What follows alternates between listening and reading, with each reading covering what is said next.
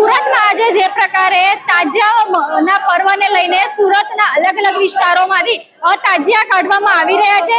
જે પ્રકારે હાલ અત્યારે જે તાજિયાના પર્વને આગલે દિવસે જે કરબલાની રાત કહેવામાં આવતી હોય છે, અત્યારે મુસ્લિમ બિરાદરો દ્વારા તાજિયા કાઢવામાં આવે છે। તો સુરતના જાપા બજાર વિસ્તાર આવેલું છે, જ્યાં મોટી સંખ્યામાં કલાત્મક તાજિયાઓ અહીંથી પસાર થઈ રહ્યા છે। જાપા બજારથી અહીં તાજિયા પસાર થઈ રાજબાગ જશે અને ત્યાંથી પરત પોતાના સ્થાનકે જશે। આજે अपना मोहर्रम त्यौहार निमित्ते आज शहादत की रात है, ત્યારે अपना झापा बजार थी जो दर वर्षे एक अपना ट्रेडिशन है सूरत शहर ना, अँ बदा जो है तमाम मुस्लिम आगेवानों पुलिस अधिकारीओ अँ हाजिर रहीने जो अँ प्रस्थान करावे छे ताजिया ने। त्यारे आज अपना कदीर भाई पीरजादा जी जेना खूब सरस जो संकलन में बदा पूरी व्यवस्था थाय छे, असद भाई कल्याणी इजराइल भाई तमाम ताजिया कमिटी ने मेम्बर्स अँ अमरा सीनियर पुलिस अधिकारीओ अँ हाजिर है।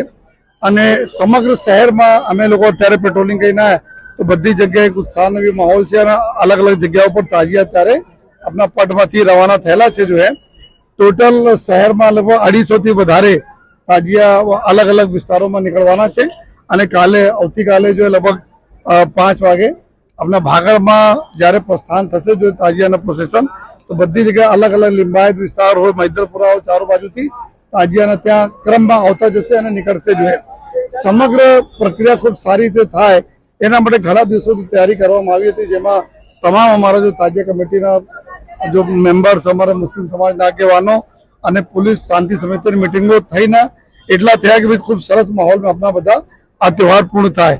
7000 જેટલા પોલીસના અમારા જવાનો, હોમગાર્ડ્સ આ બધા ડિપ્લોયડ છે, રેપિડ એક્શન ફોર્સની ટીમ છે, એસઆરપીની ટીમો છે, સમગ્ર તૈયારી તો અમે લોકો કરી છે। પરંતુ જે રીતે સહકાર બધા મળે છે લોકોના, એના અમારી જો તૈયારી ફક્ત મદદમાં રહે એવી અમે ઈચ્છીએ છીએ કે અમે આપને મદદ કરીએ, આ બધા આપણા તહેવાર ઉજવવો જોઈએ।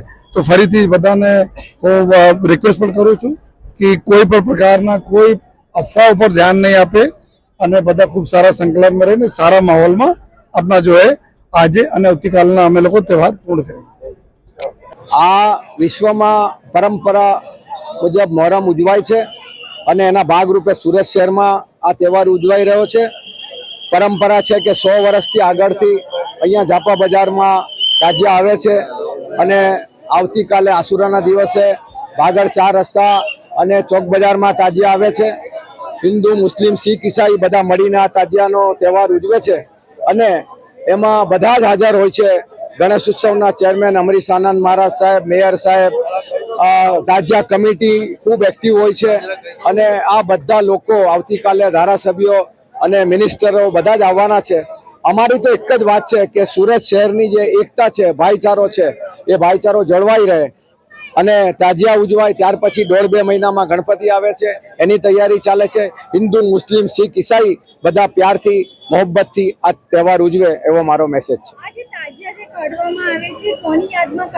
ઇમામ હુસૈન, એનું મહત્વ કે કરબલામાં ઇમામ હુસૈન સાહેબની કતલ કરવામાં આવી હતી અને એમની સાથે 73 લોકોની કતલ કરવામાં આવી હતી, એટલે આ તાજિયાનો તહેવાર ઉજવાય છે। ધન્યવાદ। મહત્વની વાત એ છે કે અહીં તાજિયા જ્યારે નીકળી રહ્યા છે ત્યારે પોલીસનો ચુસ્ત બંદોબસ્ત પણ જોવા મળી રહ્યો છે। તાજિયા મહોત્સવ દરમિયાન અહીં હાલ અત્યારે સુરત શહેર પોલીસ કમિશનર તેમજ જે મુસ્લિમ આગેવાનો પણ અહીં ઉપસ્થિત રહ્યા હતા અને જે તાજિયા જે છે તે હાલ અત્યારે કલાત્મક અલગ અલગ વિસ્તારોના તાજિયાઓ અહીં જાપા બજાર ખાતેથી અહીં પસાર થઈ રહ્યા છે। આવતીકાલે જે 4 વાગ્યા આસપાસ તાજિયા જે છે તે અલગ અલગ વિસ્તારોમાંથી ભાગલ તરફથી પ્રસ્થાન થશે અને હર હંમેશની જેમ સુરતમાં તમામ તહેવારોની જેમ આ પર્વ પણ શાંતિપૂર્ણ માહોલમાં કોમી એકતા સાથે ઉજવાય તેવી સુરત શહેર પોલીસ દ્વારા પણ અપીલ કરવામાં આવી છે। કેમેરા પર્સન સાથે રશ્મિ રાણા, રફતાર, સુરત।